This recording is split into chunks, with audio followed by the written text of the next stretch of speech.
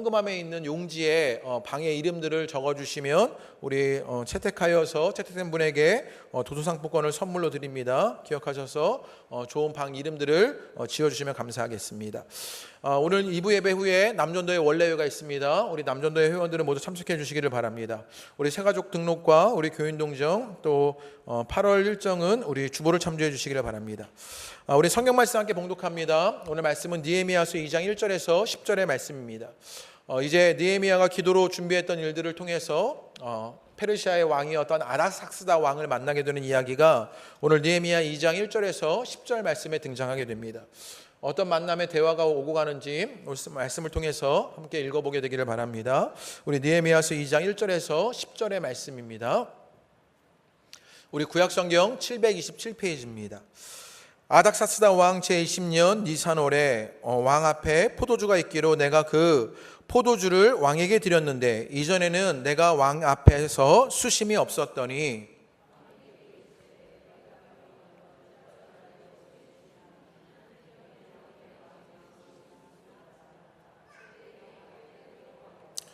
왕께 대답하되 왕은 만세수를 하옵소서. 내 조상들의 묘실이 있는 성읍이 이제까지 황폐하고 성문이 불탔사오니 내가 어찌 얼굴에 수심이 없사오리까 하니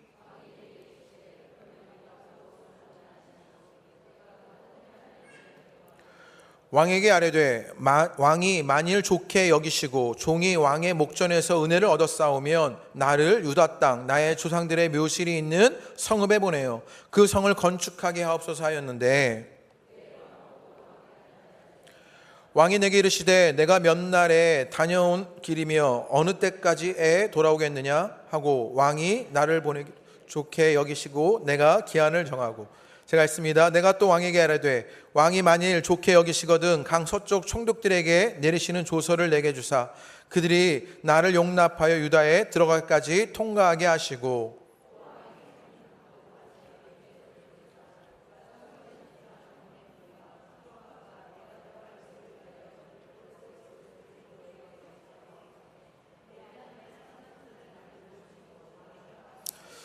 군대 장관과 마병을 보내어 나와 함께 하시기로 내가 강 서쪽에 있는 총독들에게 이르러 왕의 조서를 전하였더니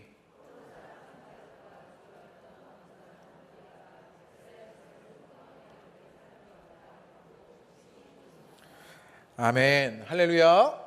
오늘 예배하신 여러분 가운데 주님의 큰 은혜가 있으시게 되기를 주님의 이름으로 축복합니다. 제가 성경 봉독을 하다가 여러분의 목까지 제가 읽게 되었었는데 다른 생각을 살짝 했었거든요. 왜냐하면 제가 이렇게 예배를 드리시는 여러분의 표정을 보니까 얼굴에 근심들이 뭔가 경직되어 있는 것 같은 거예요. 그런데 오늘 말씀에 그 느헤미야 얼굴이 수심이 가득했다, 뭐 근심이 있다라 막 이런 이야기를 하길래 야 오늘 말씀이 딱 이런데 막 이러면서 제가 생각을 하면서 읽다가 조금 다르게 읽게 되었습니다. 우리 옆에 있는 분들 경직된 마음들 조금 푸시라고요. 축복합니다, 또 사랑합니다 그렇게 한번 인사하시지요. 네, 축복하고 사랑합니다. 또 앞뒤에 있는 분들에게 좋은 마음 전하시는 것으로 우리의 경직된 마음들이 조금 풀려지게 되기를 바랍니다. 여기 계신 모든 분들이 아마 학교를 다 다니셨겠지요. 그리고 지금도 책을 읽거나 혹은 미디어를 통해서 혹은 어떤 강사의 강연들을 통해서 공부하는 일들이 우리 가운데 있습니다. 그러면 우리가 공부를 하고 있는데 왜 공부를 할까를 고민해 보겠습니다. 청소년들에게 아마 이 질문을 하면 대학 가기 위해서라고 대답할 것이고요. 대학생들에게 이 질문을 하면 취업하기 위해서다라고 대답할지 모르겠습니다. 결국 어떤 좋은 직장이나 안정된 직장에 어떤 우리의 생활의 유지를 위해서 공부하는 일들이 있습니다. 어쩌면 우리가 공부하는 것이 어떤 결과를 위해서 가는 어떤 도구 같은 일이 되어버리고 있는 것이지요. 이번 주에 그런데 제가 책을 한 권 읽었는데요. 요즘 유행하는 글쓰기나 독서에 관한 책이었습니다. 거기서 독서하는 것, 공부하는 것을 이렇게 설명합니다. 여러분 공부가 뭘까요? 이렇게 질문하면서요.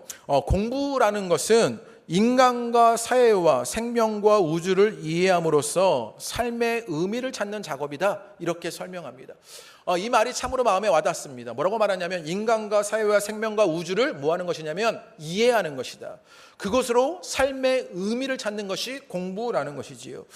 그중에 독서가 공부하는 방법 중에 가장 효과적이고 빠르고 확실한 방법이다 이렇게 알려주면서 글쓰기는 그렇게 발견한 의미와 감정을 글로 붙잡아 두는 것이다 이렇게 설명했습니다. 이 말이 너무 멋있는 거예요. 글쓰기는 우리가 공부한 것에서 어떤 의미를 발견하고 감정을 얻게 되었을 때 그것을 글로 붙잡는 거다. 이런 글을 써야 하는데요. 늘 아주 그냥 상투적인 글만 써가지고요. 이렇게 글로 붙잡는 것이 글쓰기다. 이런 설명을 하게 되었습니다. 그러면서 한 예를 들어서 설명했는데요. 어떤 예였냐면 유발 하라리의 사피엔스라는 책을 가지고 이것을 설명합니다. 이 책에 보면 표지에 아주 유명한 문구가 있답니다. 영어로는요, From one sapiens to another 이렇게라고 써 있는데 한국말로 하면 어느 사피엔스가 다른 사피엔스에게라는 뜻입니다. 이 글을 통해서 알게 되는 것이 있습니다. 무엇이냐면 여기에요, 사람이라고 말하지 않고 사피엔스라고 말하게 됩니다. 그러니까 사피엔스라고 쓴 것은 인간이 여러 종의 생물 가운데 한 개체에 불과하다, 이런 이해를 주려고 한 말이라는 것이죠. 그래서 사람이 사람에게라고 쓰지 않고 사피엔스가 사피엔스에게라고 쓴 것은 우리는 생물 가운데 한 종족인 그저 사피엔스일 뿐이다 라는 것을 강조하는 것입니다. 이런 이해가 일어나게 되잖아요. 그러면 이런 이해 속에서 의미가 생겨나게 된다는 거예요. 어떤 의미가 생겨나게 되느냐, 우리가 만약에 우리를요 한국인이라고 이해하면, 우리는 한국 사람이라고 생각하면요 한국 사람에게만 강한 유대감을 가지게 됩니다. 그리고 다른 민족, 그리고 다른 사람들에게, 다른 인족들에게는요 쉽게 적대감을 가지거나 반감을 가지는 일들이 일어나게 되는 것이지요. 그런데 우리를요 사피엔스라고 말하게 되면 이제 우리는요 어떤 사피엔스의 모든 생물의 한 개체가 되어서 이제는 피부색이나 외모, 국적, 문화가 다른 사람에게 적대감을 덜 느끼게 되거나 다른 사람에게도, 모든 사람에게도 강력한 유대감을 느끼게 된다는 것이지요. 조금 공감이 가는 이야기가 아닙니까? 그러니까 어떤 이해를 통해서 의미 있는 일들이 발생하는 것이 공부다라고 설명하고 있는 것입니다. 그런데 이 이야기를 제가 읽으면서 이것을 우리의 신앙에도 적용해 볼 수 있겠다라고 생각이 들었습니다. 우리가 여러분 신앙을 왜 하십니까? 여러분은 오늘 왜 교회에 나오셨고 왜 신앙생활을 하십니까? 아마 가장 흔한 대답이 우리가 신앙생활하는 것, 교회 나가는 것을요 천국 가기 위해서다 이렇게 말할지 모릅니다. 그런데 여러분, 천국에 가는 것은 결과론적인 이야기입니다. 틀린 것은 아니지만 천국은요 선물이지 그것이 우리가 신앙하는 것의 이유나 목표가 되지 못합니다. 제가 제자입니까? 라는 책을 예전에 읽었었는데 이 책에 보면 우리의 신앙을 알려주면서 우리의 신앙이요 너무나 자기중심적이다 이렇게 지적합니다. 성경에요 마태복음, 마가복음, 누가복음, 요한복음에 4가지 복음이 있는데 우리가 다른 복음서 하나를 가지고 있다고 말하는 것이죠. 그 복음서가 뭐냐면 내가복음이라는 거예요. 그래서요 우리는 신앙을 자기 이익을 위해서, 자기 유익을 위해서만 자기중심적으로 하게 되는 것이 우리 신앙의 모습이다 이렇게 지적하는 것입니다. 그래서 가령 천국 또는 지옥이 없다면 무엇하러 교회에 오겠느냐 이렇게 질문하는 것입니다. 만약에 천국과 지옥이 없다면 교회에 나오겠느냐 이렇게 질문하는 것이요. 결국 우리가 교회에 나온 것은 내 이익을 위해서 나왔다는 거예요. 병고침을 위해서, 지옥에 떨어지지 않고 천국 가기 위해서, 결국 나를 위해서 교회에 나왔다 이렇게 말하는 것입니다. 그런데 이 책에서요 우리가 그렇게 자기중심적으로 내가 복음을 따르면서 신앙생활하는 것이 우리의 모습인데, 그런데 성경을 보면요 성경은 그런 것을 가르치고 있지 않다라는 것이지요. 성경에 수많은 기도들이 있는데 그 기도를 보면요 나를 위한 기도보다 당신의 혹은 당신이 라고 말하면서 주님과 주님의 일을 위해서 기도하는 것을 바라보게 됩니다. 그러면서 우리의 신앙이 하나님 중심적이어야 한다 이렇게 말하고 있는 것이요. 여기에 힌트가 있는데 이 맥락 속에서요 우리가 신앙하는 것을 한번 돌아보게 되는 것이요. 우리가 신앙하는 것은요 어떤 결과를 얻기 위해서가 아닙니다. 혹은 내 유익을 위해서가 아니라 우리가 신앙하는 것은 당신의 일들을, 그 주님을 중심적으로 하는 것입니다. 그런 차원에서 생각해 보면 공부하는 것을 적용해 봐서요 우리가 신앙하는 것은 주님을 이해하고 주님이 부여하신 의미를 발견하기 위해서 우리가 신앙생활하는 것이지요. 우리가 오늘 교회 나와서 예배드리고 주님을 찾고 있는 것은 주님이 어떤 분인지를 이해하고 공감하게 되는 것입니다. 그리고 그것을 통하여서 우리의 삶의 의미들을 알게 되는 것이요. 여러분 가운데 그 은혜의 일들이 있게 되기를 주님의 이름으로 축복합니다. 우리는 자꾸만 무엇인가를 하게 되면 가시적인 목표와 결과를 얻으려고 합니다. 그리고 그것에 초점을 맞추려는 것이지요. 지금 느헤미야가 만약에 성벽을 재건하는 일을 했다고 치면요 우리는 무엇에 초점을 맞추냐면요 성벽이 어떻게 재건됐느냐, 얼마 만에 재건됐느냐, 이거에 초점을 맞추려고 한다는 거예요. 그런데 우리가 신앙으로 하게 되는 것은요, 그 성벽이 완공되는 그 가시적인 결과보다 그 과정을 통하여서 주님을 향한 이해가 일어나고 주님이 부여하신 의미를 찾게 되는 것이 우리의 신앙 속에서 일어나야 할 일이라는 것이지요. 여러분 가운데 그 일들이 있게 되시기를 주님의 이름으로 축복합니다. 이 신앙의 일을요, 느헤미야가 예루살렘 성을 재건하는 일에 적용할 수 있고요, 또 그것을 위해서 기도했던 느헤미야의 기도 속에서 적용할 수 있습니다.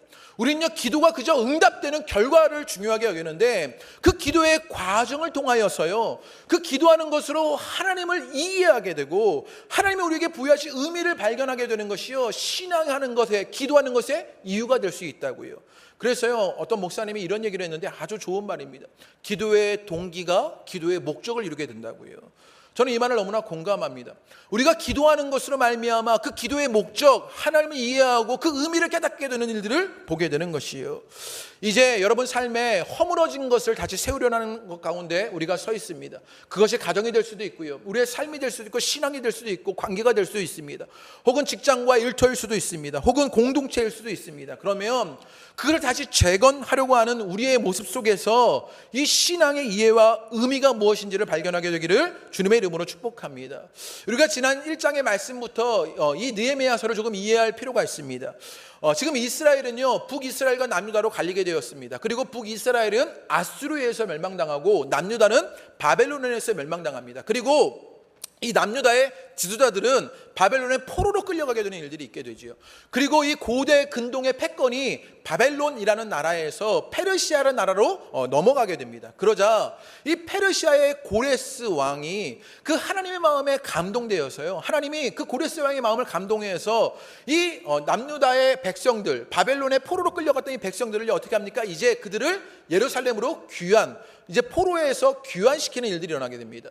그래서 스룹바벨을 통해서 1차 귀환이 일어나게 되고요, 스룹바벨은 예루살렘 성전을 건축하는 일들을 하게 됩니다. 그리고 이제는 에스라를 통해서 2차 귀환이 일어나게 되고요, 그 2차 귀환 속에서 이제 에스라는 말씀의 부흥 운동을 일으키게 됩니다. 그런데 1차, 2차 귀환이 이루어지고 난 이후에 14년이 지나서 느헤미야에게 이 예루살렘에서 어떤 일이 있는지의 소식을 듣게 되었던 것이지요. 그런데 그 소식은요, 기쁜 소식이 아니라 슬픈 소식이었습니다. 그 예루살렘에 있는 사람들은요, 여전히 환난 가운데 있고 능욕을 당하고 성은 허물어졌고 성문은 불탔다라는 슬픈 소식을 듣게 되는 것이지요. 느헤미야가 슬픈 소식을 듣게 됩니다. 그런데 그 슬픈 가운데 머물러 있는 것이 아니라 어떻게 하느냐? 울며 기도하는 것에 있습니다. 느헤미야는요, 그거 슬픈 가운데 머물러 있지 않고 울며 기도합니다. 그리고 난 이후에 그 기도 속에서 이것이 자신의 죄임을 고백합니다. 부끄러운 자신의 모습을 발견합니다. 그리고 말씀의 성취 가운데 있을 것이라는 것을 깨닫게 됩니다. 그러면서 그 일을 오늘 우리에게 은혜를 입혀주실 주님으로 일어날 것이다 라고 기도하는 것으로 은혜의 주님을 고백하게 됩니다. 여기까지가 지난주의 말씀입니다. 굉장히 낯선 이야기를 듣는 것처럼 표정들이 뚱 하셔가지고요, 당황스럽습니다. 여기까지가 지난주의 이야기입니다. 느헤미야서가 이런 과정을 훑고 와서 이제는 시간이 지나서 2장으로 가게 되는 것입니다. 2장으로 가게 되자 이제 재건을 준비하는 일들이 있게 됩니다. 이 재건을 준비하는 과정들 속에서 의미 있는 일들이 발견되는데요, 우리 2장 1절의 말씀을 읽어보겠습니다. 2장 1절을 다 같이 읽어보시지요. 시작. 왕 앞에 포도주가 있기로 내가 그 포도주를 왕에게 드렸는데 이전에는 내가 왕 앞에서 수심이 없었더니, 이 2장 1절의 기록으로 말미암아 우리가 알 수 있는 것이 하나가 있는데요, 무엇이냐면 시간적 흐름입니다. 지금 예레미야가 그 슬픈 소식을 듣고 난 이후에 지금 아닥사스다 왕 앞에 서게 된 이 시점이 얼마의 시간이 지났느냐를 알 수 있게 됩니다. 1장 1절에 보면요, 처음 그 슬픈 소식을 들었던 때 월을 알려주는데 그 월이 어딥니까? 기스르월이다 이렇게 얘기하지요. 이게 말이 어려운데요, 이게 11월 중순을 이야기하는 것입니다. 그리고 오늘 2장 1절에는요 언제 왕 앞에 서 있습니까? 니산월이라고 말합니다. 이 니산월은요 3월 중순에 서 있는 것입니다. 지금 11월 중순에서 3월 중순, 그러면 시간적 흐름을 계산할 수 있지요. 몇 개월이 지났지요? 4개월이 지나고 있는 것입니다. 지금요 느헤미야는 4개월이 지난 후에 아닥사스다 왕 앞에 서 있게 되는 것이지요. 느헤미야는요 처음에 예루살렘의 슬픈 소식을 듣고 뭐 했습니까? 기도하였습니다. 또 자신의 영적인 죄와 부끄러움 그리고 말씀의 성실을 놓고 기도하는 일이 있었습니다. 1장 6절에 보면 이 기도가 어떻게 기도하였는지를 고백하고 있는데 내가 주야로 기도한다 이런 고백이 있어요. 1장 6절의 말씀이에요. 느헤미야가요 주야로 기도합니다. 그리고 지금 4개월이 지났습니다. 그 시간 동안 느헤미야는 무엇하고 있느냐? 기도하고 있었던 것을 보게 됩니다. 느헤미야는요 그 4개월 동안 열심히 기도하고 있었던 것이지요. 그저 슬픈 소식을 듣고 한때의 감정적 동요가 일어납니다. 우리의 민족이 이렇게 아픔을 당하는구나, 어려운 가운데 있구나, 마음이 너무 슬프다. 그래서 그 한때 잠깐 그 감정이 일어났을 때 기도했던 것이 아니라 4개월의 시간을요 기도로 채워가고 있었던 것입니다. 이게 느헤미야가 기도한 거니까 감동들이 없으셔요. 예. 그런데 간혹 우리 가운데요 기도하시는 분들 가운데 어려운 문제가 있거나 상황적 힘겨운 일들이 있어서 문제가 있을 때 기도를 작정하시는 분들이 있어요. 어떤 분들이요 40일 새벽 기도를 작정했다. 그러면요, 야 대단하다. 40일 기도 작정하는구나. 그렇게 그분들을요 막 감동적으로 보게 되는 것이죠. 그런데 지금 느헤미야가요 4개월을 기도한 것입니다. 그러면 거의 며칠입니까? 120일을 기도하고 있었던 거예요. 눈물로 120일을 기도하고 있는 이 느헤미야의 일이 있습니다. 그런데 이 4개월의 시간이 지나다 보면요, 아마 느헤미야에게 개인적인 일로 말미암아 그 기도가 멈춰지는 어려움이 있었을지 모릅니다. 때로는요 느헤미야의 관심이 살아가는 일들 속에 분주한 삶의 일들 속에서요 그 관심이 다른 데로 가서 이 예루살렘을 위한 기도가 멈춰버렸을지도 모릅니다. 때로는요 그렇게 4개월 동안 기도하였는데 한 달이 지나서 기도가 응답되지 않고 두 달이 지나서 기도가 응답되지 않으면 낙심하고 포기하고 싶은 일들이 일어났을지 모릅니다. 또 성경을 보면요 느헤미야가 굉장히 주도면밀했던 사람인 것을 보게 돼요. 어떻게 알 수 있냐면 그 뒤에 6절 이후의 말씀에 보면요 이제 아닥사스다 왕이 느헤미야를 예루살렘으로 가라고 말해요. 그랬을 때 그냥 가라고 말하게 되는 것으로 멈춰지지 않고 그 허락을 받아낼 때 왕의 조서를 얻어서 자신의 안정을 보장받습니다. 그리고 성을 재건할 목재들을 다 얻어서 가요.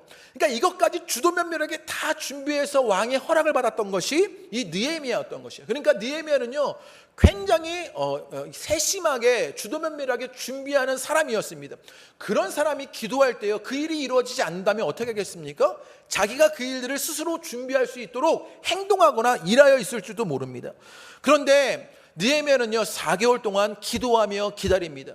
때로는 그 기도가 너무나 무기력한 것 같고 무능력해 보였을지 모릅니다. 그런데 느헤미야는요 절망하지 않고 기도하며 기다리는 것을 보게 되는 것이요. 여기가 중요합니다. 우리가 신앙의 삶을 살 때 혹은 우리가 무엇인가를 다시 일으키려고 할 때 그것을 위해서 기도합니다. 그런데요 기도가 응답되는 것 같지 않아요. 그럴 때 우리가 해야 할 일이 있습니다. 무엇이냐? 기도로 기다리는 것이요. 우리는요 기도로 기다리는 것을 너무나 힘겨워하는 것이지요. 오늘도 설교가 빨리 끝났으면 좋겠다. 기다리는 일이 너무나 힘겹지 않습니까? 우리가 기다리는 일들을 못해요. 그런데 어떤 예가 있는데요. 어떤 사람이요 자기 급한 성격 때문에 하나님 앞에 기도했다라는 것이지요. 그래서 하나님 내게 인내를 주십시오. 기다릴 수 있는 마음을 주십시오. 인내의 마음을 달라고 기도합니다. 그러면서 뭐라고 기도하냐면 지금 당장 주십시오. 이렇게 기도한다는 것이요. 이게 우리들의 모습이 아닙니까? 기도하는데 기다리지 못하는 것이요. 지금 인내를 기도하면서 지금 당장을 외치는 것이 어리석은 우리의 모습입니다. 그런데 하나님은요 우리를 기도로 기다리게 하실 때가 있습니다. 그 속에 의미가 있는데요. 또 이런 이야기가 있습니다. 부자 아버지를 둔 철없는 아들은요 재산이 언제 자신에게 물림 당하게 될지를 관심 갖게 됩니다. 거기에만 생각하고 거기에만 집중하게 되는 것이지요. 결과적으로 내게 얼마가 물려지게 될까, 유산을 받을 수 있을까, 그것만 생각하고 있는 것입니다. 그런데 아버지의 관심은 어디 있느냐? 아들에게 재산을 물려주는 것보다 아들이 이 재산을 잘 관리할 수 있는 능력이 있는지, 이것을 유용하게 쓸 수 있는지에 대한 것에 아버지는 관심을 갖게 되는 것을 보게 되는 것이요. 여기가 중요합니다. 우리는 때로 기도로 문제가 해결되기만을 원합니다. 기도로 무엇인가를 응답되기만을 기대합니다. 그런데 하나님은요 더 의미 있는 일들을 우리의 기도 속에 담아두시는 것들을 보게 되는 것이에요. 때로 우리가 기도하며 기다릴 때 그 기도하는 시간 동안, 그 기다리는 시간 동안 주님을 향한 이해가 일어나기 시작합니다. 또 주님의 마음을 공감하기도 합니다. 아픔 당하는 자를 품을 수 있게 되는 일들도 있고요. 또 다른 사람을 돌아볼 수 있는 인격의 성숙이 자라나기도 합니다. 지혜롭게 세워갈 일이 무엇인지를 준비할 수 있는 실력이 쌓아지기도 합니다. 그것이 겸비될 수 있도록, 신앙의 성숙이 있을 수 있도록 하나님은요, 기도하면서 기다리라고 하시는 것이요. 여러분 가운데 그 의미 있는 일들이 있으시게 되기를 주님의 이름으로 축복합니다. 혹여나 여러분 기도하시는 일들 가운데 기도를 포기하고 싶은 기도의 제목이 있습니까? 남편을 위해서, 아들을 위해서, 혹은 직장과 내가 이 문제를 놓고 끊임없이 기도하였는데 기도가 응답되지 않아서 기도를 포기하고만 싶은 것이 있습니까? 응답이 없어서 늘 무기력하고 무능해지는 것만 같으십니까? 그런데 기도의 기다림 속에서 하나님이 담아주신 의미를 발견하게 되기를 주님의 이름으로 축복합니다. 주님은 그 기다림 속에서 아주 의미 있는 것들을 담아주셨습니다. 우리의 인격이 자라도록, 우리의 신앙이 자라도록, 하나님을 이해하도록 그 주님의 뜻이 공감되도록 우리를 이끄시는 것을 보게 되는 것이요. 그 은혜의 역사가 저 여러분 가운데 있게 되시기를 주님의 이름으로 축복합니다. 우리의 기도의 기다림 속에서 하나님은 의미 있는 일들을 이루어 가시는 것을 보게 됩니다. 이제 느헤미야는요, 4개월의 기도의 기다림 이후에 아닥사스다 왕 앞에 서게 됩니다. 그러자 아닥사스다 왕이요, 느헤미야 얼굴에 근심이 있다 이렇게 말하게 됩니다. 그러자 느헤미야가 대답하는데요, 우리 3절의 말씀입니다. 다 같이 한번 읽어보시지요. 느헤미야가, 근심이 있는 느헤미야가 이제 왕에게 대답하는데 다 같이 읽겠습니다. 시작. 왕께 대답하되 왕은 만세수를 하옵소서. 내 조상들의 묘실에 있는 성읍이 이제까지 황폐하고 성문이 불탔사오니 내가 어찌 얼굴에 수심이 없사오리까 하니. 지금 내 얼굴에 수심과 근심이 있는 것은 내 조상들의 성읍이 다 불타버렸기 때문이다, 무너져버렸기 때문이다, 이렇게 대답하고 있는 것이에요. 그러자 왕이요, 그러면 네가 필요한 게 무엇이냐 이렇게 묻습니다. 그러자 느헤미야가 하나님께 기도하면서 대답합니다. 5절의 말씀입니다. 다 같이 읽어보시지요. 시작. 왕이 만일 좋게 여기시고 종이 왕의 목전에서 은혜를 얻었사오면 나를 유다 땅 나의 조상들의 묘실에 있는 성읍에 보내어 그 성을 건축하게 하옵소서 하였는데, 왕에게 자신을 예루살렘에 보내어서 성을 재건할 수 있게 해달라고 요청하고 있는 것을 보게 됩니다. 이 과정들을 가만히 바라보면요, 느헤미야가 정말 그 4개월 동안 기도하는 것 가운데서 지혜로운 준비가 그에게 있었는 것을 보게 됩니다. 흔히 이 부분에서요, 어떤 이해들을 갖게 되냐면요, 많은 설교자들과 학자들이요, 2차 귀환을 했던 에스라와 느헤미야를 비교합니다. 에스라는요, 느헤미야 비교하면 에스라는 꼭 목회자 같은 역할을 했고요, 느헤미야는 평신도 사역자 같았다라는 것이지요. 그런데 에스라가 목회자로서 성전을 재건하는 일들이요, 쉽지 않았습니다. 여러 가지 어려운 사정으로 성전을 재건하지 못합니다. 성전이 재건되지 못하자, 성벽이 재건되지 못하자 여러 가지 어려움 속에서 이 이스라엘이 부흥이, 또 이스라엘의 성숙이 일어나지 못하는 것이지요. 여러 이방인들의 공격과 어려움 속에서 그것이 이루어지지 않게 되는 것입니다. 그런데 느헤미야는요, 지혜로운 평신자 지도자의 역할을 하게 됩니다. 그러면서 지금 예루살렘의 상황을 분석하고 파악합니다. 그러면서 지혜롭게 대처하여서 예루살렘 성전을 재건하였다는 것이지요. 느헤미야가 지혜롭게 경영하는 일이 있었다라고 말하게 됩니다. 이 과정에서 느헤미야에게 있는 현실적인 필요들을요, 지혜롭게 준비하는 것을 보게 되는데, 자신이 활용할 수 있는 인간적인 이점들을요, 그것을 끌어내는 느헤미야의 모습을 발견하게 됩니다. 첫째는 무엇이었냐면요, 타이밍이 중요합니다. 지금 니산월이라고 시작되는 그것에서 느헤미야가 아닥사스다 왕 앞에 서 있게 됩니다. 그러면서 그 왕에게 요청하고 있는 것이지요. 이 니산월이 어느 때이냐, 3월 중순이라고 말씀드렸는데 이게 왕의 임기를 시작하는 때랍니다. 그리고 1절 말씀에 보면 그 앞에 포도주가 놔져 있는 것을 보게 되지요. 그러면서 포도주가 놓여 있는 것, 그것은 왕의 식탁을 묘사하는 것으로 지금 이 자리가 어떤 축제의 자리라는 거예요. 임기가 시작하는 축제의 때에 지금 느헤미야가 요청하고 있는 것이지요. 그때 이 페르시아에는요, 어떤 관습이 있었는데, 그 관습이 무엇이냐면 축제 때는요, 관대함을 보이는 것이지요. 무엇인가 누가 요청하면요, 거절하지 않고 그것을 다 받아주는 것입니다. 대부분 축제 때는 그렇잖아요. 아이들이 막 축제 때 용돈 달라 그러면 막 돈이 막 저절로 나오잖아요. 그런 분위기인 거예요. 이 느헤미야가 왕에게 요청할 때 그런 때를 이용하여서 그 타이밍에 요청하였다라는 것이지요. 지혜롭게 준비했다라는 것입니다. 또 요청의 방식을 봐도 느헤미야가 지혜롭게 준비하게 되는데, 3절에 보면요, 이 예루살렘 성을 재건하는데 예루살렘이라고 말하지 않고 뭐라고 말하냐면 조상들의 묘실에 있는 성읍이다. 3절과 5절에 이렇게 표현합니다. 왜냐하면요, 이 고대 근동 지방, 이 페르시아 지방에는요, 이때 사람들은요, 조상들의 묘를요 굉장히 존중했던 것이지요. 공경하는 그런 문화가 있었던 것입니다. 특별히 귀족들이나 왕족들은요, 그 조상들의 묘를요 더 귀하게 여기는 그런 습성들이 있었던 것이지요. 그래서 그것을 예루살렘이라고 말하지 않고 조상들의 묘실에 있는 성읍이다. 그래서 아닥사스다 왕의 마음을 움직이고 있는 것입니다. 그리고 이것이 또 한 다른 가지 문제가 있었는데요. 이 예루살렘이라고 말할 수 없었던 이유가 무엇이냐? 정치적으로 굉장히 민감했기 때문입니다. 에스라서 4장 21절을 보면요, 아닥사스다 왕이요, 에스라가 성벽을 재건하려고 할 때 이것을 멈추게 합니다. 우리 4장 21절의 말씀, 에스라서 그 바로 앞에 있습니다. 우리 4장 21절의 말씀 한번 읽어보겠습니다. 우리 앞으로 넘어오셔서요, 4장 21절의 말씀을 우리 한번 읽어보겠습니다. 다 같이 읽어보시지요. 시작. 이제 너희는 명령을 전하여 그 사람들에게 공사를 그치게 하여 그 성을 건축하지 못하게 하고 내가 다시 조서를 내기를 기다리라. 이전에 아닥사스다 왕이 이미 그것을 건축하지 못하도록 조서를 내린 적이 있어요. 그런데 지금 느헤미야가 얻으려고 하는 것은 그 조서를 번복시키는 일입니다. 바꿔내는 일이에요. 왕의 명령을 바꿔야 하는 것이지요. 그러니까 정치적으로 굉장히 민감한 문제였어요. 그런데 느헤미야는요, 그래서 예루살렘이라고 말하지 않고 뭐라고 말해요? 조상들의 묘실에 있는 성읍이다라고 말하면서 지혜를 가지고 있는 것을 보게 되는 것이지요. 또 오늘 6절의 말씀에 보면요, 2장 6절의 말씀에 보면요, 갑자기요 의아한 것이 등장하게 되는데 누가 등장하냐면 왕후도 왕 곁에 앉아 있다, 이런 구절이 있어요. 제가 설교를 준비하면서 묵상하는데요, 도대체 이게 무슨 의미로 왜 성경이 왕후가 옆에 앉아 있는 것을 기록했을까? 아무리 생각해봐도 모르겠는 거예요. 의문은 생기겠는데 고민해봐도 모르겠는 거예요. 그래서 책들을 참고해 보니 주석서에 이런 설명이 있었습니다. 뭐라고 설명하냐면, 지금요 느헤미야가 있었던 그 자리는 처음에는 공적인 자리였습니다. 그런데 그 6절의 이후에 왕후가 있었다는 이야기는 왕이 있었던 공적인 자리에서 왕후가 있었던 것은 이제 개인적인 사적인 자리로 옮겨지게 된 것을 표현했다라는 것이지요. 그러니까 느헤미야가요 무엇인가를 요청하려고 했을 때요, 어떤 사적인 자리에서 개인적인 차원에서 그것을 요청하면 그 관계 속에서 그것이 더 쉽게 허락되어지는 일들을 지금 만들어내고 있었던 것이지요.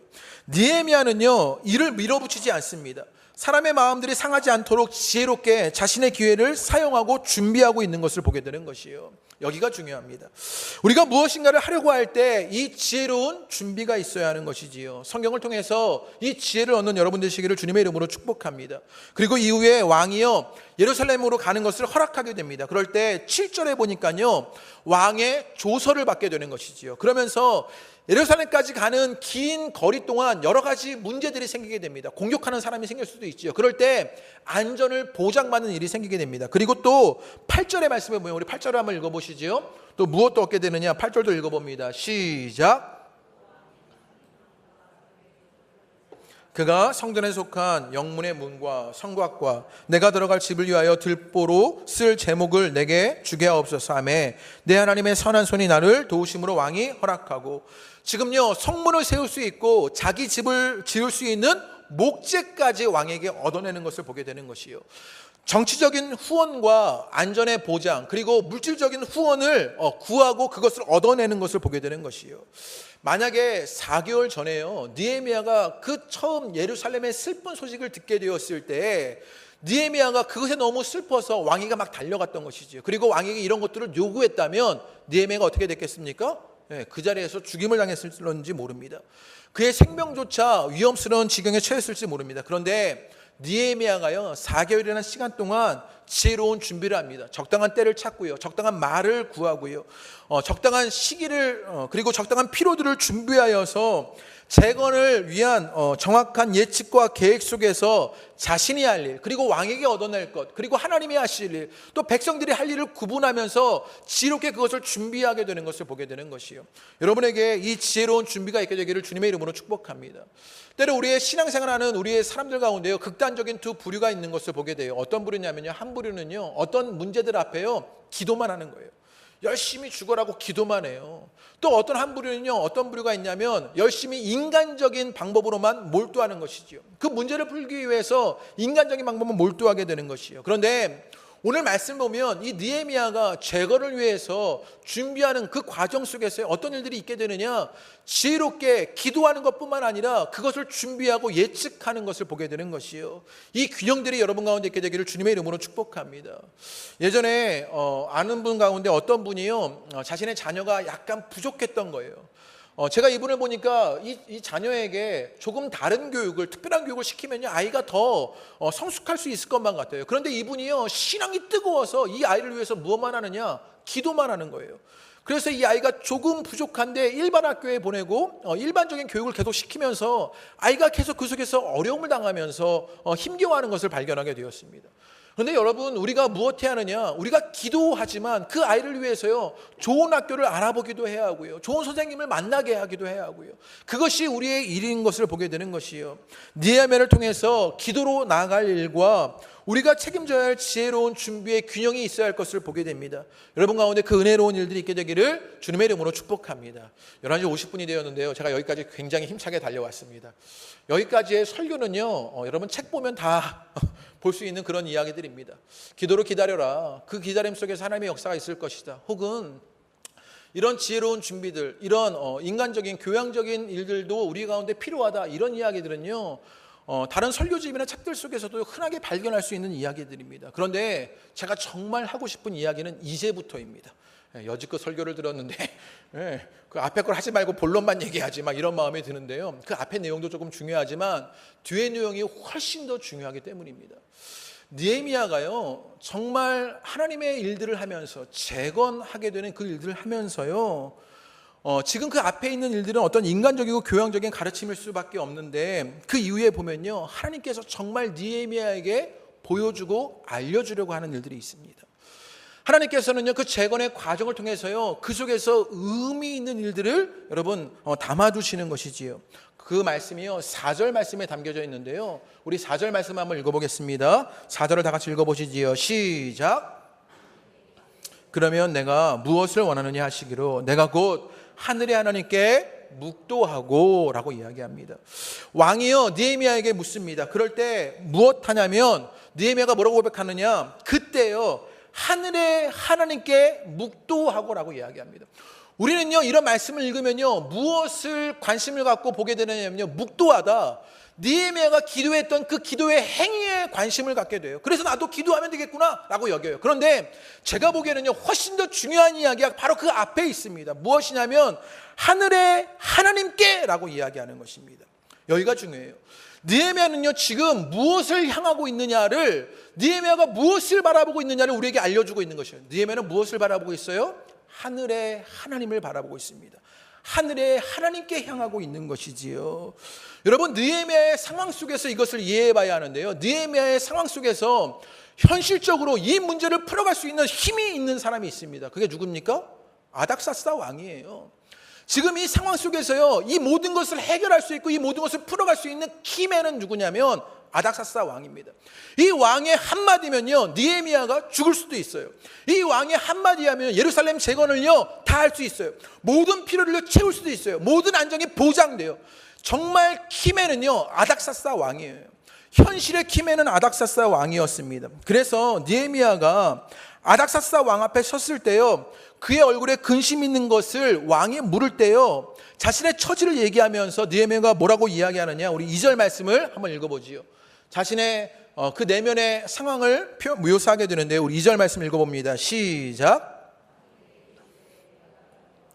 어찌하여 얼굴에 수심이 있느냐, 이는 필연 내 마음에 근심이 있으리로다 하더라. 그때 내가 크게 두려워하여. 왕이여, 지금 네 얼굴에 근심이 있는데 너 왜 그래? 라고 묻게 되었을 때, 그 근심 있는 것을 대답하게 되었을 때요, 느헤미야가 뭐라고 대답하느냐, 내 마음이요 두렵다. 그 앞에서 내가 두렵다라고 말합니다. 느헤미야는요, 그 아닥사스다 왕을요 두려워할 수밖에 없었습니다. 이 아닥사스다 왕이요 키맨이었기 때문이에요. 아닥사스다 왕 말의 한마디면 예루살렘을 재건할 수도 있고요, 모든 것이 이루어질 수도 있고 또는 죽을 수도 있습니다. 그 아닥사스다 왕이요 그 모든 것을 쥐고 있는 권력자였습니다. 때로 우리에게도요 이런 현실적인 두려움의 대상이 있지 않습니까? 예. 내 삶에 키를 주고 있는 그것이 있는 것 같지 않습니까? 때로 그것이요 물질인 것만 같습니다. 그 물질의 결핍이 내 두려움인 것이지요. 그래서 그 물질 없으면 내가 어떻게 내 삶을 살아갈 수 있을까라고 그 물질을 두려워합니다. 어떤 사람들은요 실패의 불안감들입니다. 내가 대학에 실패하고 직장 생활에서 실패하고 가정에서 실패하는 것, 이것을 불안해하면서 끊임없이 성공에 집착하는 일들이 일어나고 그 실패를 두려워하는 일들이 우리 가운데 있는 것을 보게 되는 것이요. 때로는 어떤 분들은요 육신의 연약함을 두려워합니다. 내가 이렇게 살다가 병들면 모든 것이 다 끝나버린 것 아니냐? 내가 인생 즐기지도 못하고 모든 것이 다 끝나버리는 것은 아닌가? 그렇게 육신의 연약함을 두려워합니다. 어떤 분들은요 관계의 불편함들을 가지고 두려워합니다. 부부관계 혹은 자녀관계 혹은 시부모님과의 관계 속에서요 그 관계의 불편함들을 가지고 두려워하고 있는 것이지요. 어떤 분들은요 안정된 삶을 위협하는 것들, 직장에서 잘리게 되거나 혹은 사업이 망하게 되거나 그 안정된 삶을 보장받지 못하는 것을요 두려워하고 있는 것을 보게 되는 것이요. 우리의 삶에 우리를 두렵게 만드는 것들이 있습니다. 그래서요 어떻게 하게 되느냐, 그런 것들만 바라보고 삽니다. 물질을 두려우니 물질을 바라보게 되고요, 실패가 두려우니 실패를 바라보고요, 육신의 연약함이 두려우니 건강만 바라봅니다. 관계가 두려우니 그 관계만 바라봅니다. 안정된 삶이 깨지는 것이 두려우니 안정된 삶을 지켜내기 위해서 그것만 바라보고 사는 것이요. 그리고 그것을 향하여 사는 일들을 보게 되는 것이요. 오늘 느헤미야의 이 예루살렘을 재건하는 그 일들 속에서요 키는 두려워할 존재는 아닥사스다 왕이었습니다. 이것은 현실적인 것이었죠. 그런데 느헤미야는요 그 두려움을 여러분 아닥사스다 왕을 향해서 바라보고 있는 것이 아니라 누구를 향해 있습니까? 하늘의 하나님께 향해 있는 것을 바라보게 되는 것이요. 여기가 중요합니다. 지금 하나님께서 느헤미야가 예루살렘을 재건하는 그 준비의 과정을 통하여서 그에게 의미 있는 일들을 일으키시는 것이에요. 그 의미 있는 일들은 무엇이냐? 네가 정말 두려워할 것은 하늘의 하나님이어야 한다. 네가 삶의 방향으로 향해야 할 것은 그 아닥사스다 왕, 두려워하는 그것이 아니라 하나님이어야 한다라고 말하고 있는 것이요. 여러분 가운데 이것이 깨달아지게 되기를 주님의 이름으로 축복합니다. 다른 것을 두려워하며 그것 바라보고 살고 있는 것이 여러분의 삶이었습니까? 두려워한 그것을 향하여 있는 것이 여러분의 모습이었습니까? 그렇다면 이제 하늘의 하나님께 향하는 일들이 여러분 가운데 있게 되기를 주님의 이름으로 축복합니다. 우리는요 그 하늘의 하나님께 우리의 삶의 방향을 두고 그 믿음의 대상을 분명히 해야 합니다. 우리의 신앙은요 믿음보다 믿음의 대상이 훨씬 더 중요해요. 제가 이런 이야기를 인터넷에서 듣게 되었는데요, 출애굽하게 되었을 때 이 애굽 땅에요 재앙이 있게 되었죠. 그때 박 씨와 김 씨가 대화를 하게 되는 것입니다. 이 믿음을 가지고 대화를 하고 있는 것이지요. 야, 문설주에 어린 양의 피를 바르면 정말 그 재앙이 떠나가는 거야? 이 박 씨가 막 의심스러운 거예요. 그래서 막 고민해서 김 씨에게 물어보는 거예요. 야, 나는 아들이 하나밖에 없는데 내 아들을 죽으면 안 되잖아. 걱정하지 마. 이 씨가요, 막 김 씨가 걱정하지 말라고 다 잘 될 거라고 이러면서 믿음을 막 독려합니다. 그런데 너는 아들이 셋이나 있으니까 그런 얘기를 하지. 나는 아들이 하나밖에 없는데 죽어버리면 어떻게 하고 내 대가 다 끊겨버리는 것 아니냐 이러면서 염려하게 되는 것이에요. 그 믿음 없는 박 씨가요, 그리고 그 하루가 지나게 되었습니다. 그 밤에 지나게 되었는데요, 어떻게 되었을까요? 그 아들이 죽었겠습니까? 박 씨의 아들도 김 씨의 아들도 살아남은 것이에요. 믿음보다 믿음의 대상이 훨씬 중요한 것을 보게 되는 것이요. 여기에요 그 말씀의 의미가 담겨져 있는 것인데 무엇이냐? 오늘요 느헤미야가 하늘의 하나님께 향해 갑니다. 그는요 그 믿음의 대상을 분명히 하고 하나님을 향해 있는 것을 보게 되는 것이요. 여러분 가운데 이 일들이 일어나게 되기를 주님의 이름으로 축복합니다. 무엇 바라보고 살고 계셨습니까? 물질이 불안하여서 두려워하여서 물질 바라보고 살고 계셨습니까? 건강이 두렵고 염려되어서 건강 바라보고 살고 계셨습니까? 실패와 혹은 안정된 삶, 그것을 지키려고 그것만 바라보고 살고 계셨습니까? 이제 하늘의 하나님께 향하는 여러분 되시기를 주님의 이름으로 축복합니다. 느헤미야가 또 아닥사스다 왕 앞에서 예루살렘에 가는 것을 허락받게 되자 다른 필요들을 구하게 됩니다. 그래서 왕의 조서를 받아서 적적인 후원과 안정을 보장받게 되죠. 그리고 여러 가지 목재들을 얻게 됩니다. 그러자 느헤미야가 8절에 고백하게 되는데요, 우리 8절 말씀을 다 같이 읽어보겠습니다. 8절을 읽어보시지요. 시작. 또 왕의 살림감독 아삽에게 조서를 내리사 그가 성전에 속한 영문의 문과 성곽과 내가 들어갈 집을 위하여 들보로 쓸 제목을 내게 주게 하옵소서 하매 내 하나님의 선한 손이 나를 도우심으로 왕이 허락하고, 지금요 키맨이었던 왕이요 허락하는 것 같아요. 그런데 이것을요 느헤미야는요 어떻게 고백하냐면 내 하나님의 선한 손이 나를 도우셨다라고 고백하게 됩니다. 왕의 허락은요 느헤미야가 말을 잘해서 준비를 잘해서 왕이 너그러워서가 아니에요. 느헤미야가 그 왕의 허락을 받게 되는 것은 하나님의 선한 손에 도우심이 있었다라는 것이지요. 이것을 통해서 느헤미야의 삶의 방식이 무엇인지를 깨닫게 됩니다. 무엇이냐? 그 삶의 방식이요 하나님을 통하여 일하였던 것을 보게 되는 것이요. 오늘 말씀해 보면요 하나님의 선한 손의 도우심으로 라고 말할 때 여기에 도우심으로 라고 이야기하는 이곳에요 전치사 히브리어 알이라는 말이 들어가 있습니다. 이 전치사 알이라는 것은요 위에, 넘어, 바로 위에 이런 뜻이 있어요. 그래서 영어 성경에 보면요 upon me라고 표현해놨어요. 내 위에 그 하나님의 선한 도우심이 있었다 이렇게 설명하고 있는 것이죠. 그런데 이 알이라는 히브리어의 말에 또 다른 뜻들도 있는데요 무엇에 근거하여, 무엇을 따라서, 무엇 때문에, 무엇과 함께라고 번역해놨어요. 그러니까요 유진 피터슨의 메시지 성경에 보면요 무엇과 함께를 이렇게 번역해놨습니다. The generous hand of my God was with me. 나의 하나님의 그 관대한 손길이 나와 함께 with me 한다고 요즘 유행하는 말이잖아요. 그지요? with me 이렇게 하는 거예요. 우리와 함께 했던 하나님의 일들이 있다라고 말하는 것입니다. 여기에 느헤미야의 고백이 있는 것이에요. 무엇이냐? 느헤미야가 재건하는 그 일을 위해서 4개월 동안 기도하게 됩니다. 그러자 그에게 의미 있는 발견들이 일어나게 되는 것이에요. 내가 내 삶의 방향을 아닥사스다 왕이 아니라 하나님을 향해 하는 것이에요.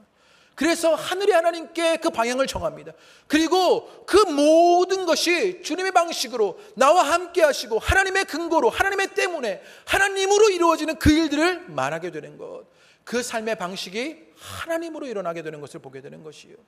여러분 가운데 그 의미 있는 변화가 있으시게 되기를 주님의 이름으로 축복합니다. 이것이 재건의 의미입니다. 우리는요 무엇이 재건되면 성벽이 재건됐구나 그 결과에 집중하려고 해요. 그런데 하나님은 그 과정을 통해서 우리에게 보여주시고자 하는 것이 있어요. 네 삶의 방향이 어디에 있었냐? 그리고 이제 그 삶의 방향을 하나님께 향해야 한다라고 말하는 것입니다. 네가 어떤 방식으로 일하고 있었냐? 네가 두려워하는 그것을 쫓고 바라보고 살고 있었던 것이 아니냐? 그 사람의 힘으로, 그 세상의 힘으로 그것을 하려고 했던 것이 아니냐? 그건 아니라 하나님의 선한 도우심으로 그 주님의 방식으로 일해야 한다는 것을 우리에게 알려주시려고 하는 것이에요. 여러분에게 이것이 깨달아지게 되기를 주님의 이름으로 축복합니다. 여러분 삶에 무너진 것들이 있습니까? 허물어진 것들이 있습니까? 신앙이 무너지고 삶이 무너지고 가정이 무너진 것만 같습니다. 때로는요 관계가 무너지고 공동체가 무너지고 직장과 일터가 무너진 것만 같아요. 그것을 다시 세우려고 할 때 우리들은요 세워지는 결과만 집중하려고 합니다. 그런데 하나님은요 그 과정 속에서 우리 가운데 의미 있는 일들을 보여주십니다. 그것이 무엇입니까? 하나님을 향하라는 것이지요. 주님의 방식으로 그 일들을 이루라는 것이지요. 여러분 가운데 그 의미 있는 일들이 발견되기를 주님의 이름으로 축복합니다. 말씀을 마무리하려고 합니다. 기도의 기다림 속에서 하나님의 의미가 여러분 속에서 발견되기를 원합니다. 기도에 머무르지 않고 실전에 지혜로운 준비가 있어야 합니다. 그런데 정말 중요한 의미는 무엇이냐? 내가 하나님을 향해 있게 되는 것입니다. 그리고 그것을 주님의 방식으로 감당하게 되는 것입니다.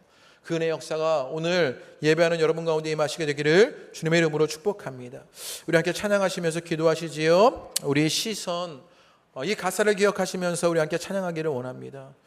우리가 주님을 볼 때 우리의 삶의 방향을 주님으로 맞추어 드렸을 때 그 주님의 일들이, 주님의 역사가 우리 가운데 일어나게 되기를 바랍니다. 우리 가사를 기억하면서 함께 찬양하시겠습니다.